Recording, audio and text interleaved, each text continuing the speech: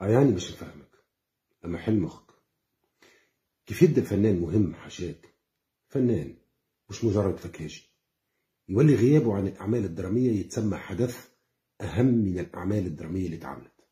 هيك علاش وسائل الإعلام يعيطوا له، لأنه حضوره مهم، يقدم إضافة.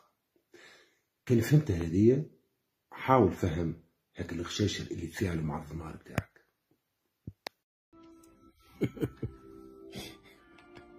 ثم فنان الايامات في رمضان ما خدمش، ما عمل حتى مسلسل.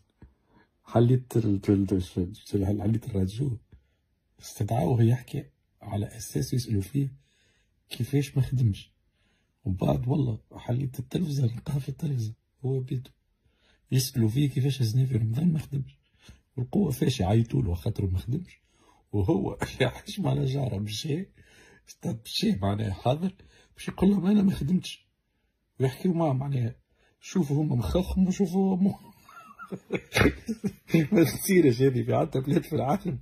يعيطوا الفنانين يقولوا له فيك ما خدمتش، يقول لهم والله خاطرني ما خدمتش. يستدعوا. فما فنانين خدموا، قاعدين يخدموا، قاعدين يقدموا في حاجه مزيانه معناها سمباتيك وتعبوا وما استدعوهمش.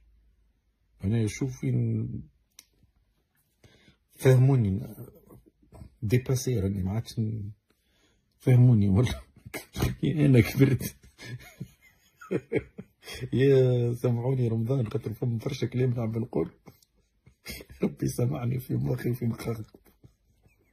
فنان ما خدمش، عيطولو في البرامج الكل ولاو القوة فاش هو مشى باش يحكي على حاجات ما عملهمش.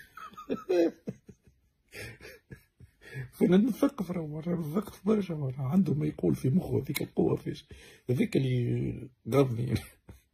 ما خدمتش خويا قدرة، إذا راك شد دويرتك تفرج وكا وإن شاء الله عم جري اللي من بعده ولا. ليه يا خويا يمشي هكا يحط الحطة ويحط برفان ويمشي ويحضر تكست ويسألوه يقول له ما خدمتش. استغفر الله العظيم والله شباطر.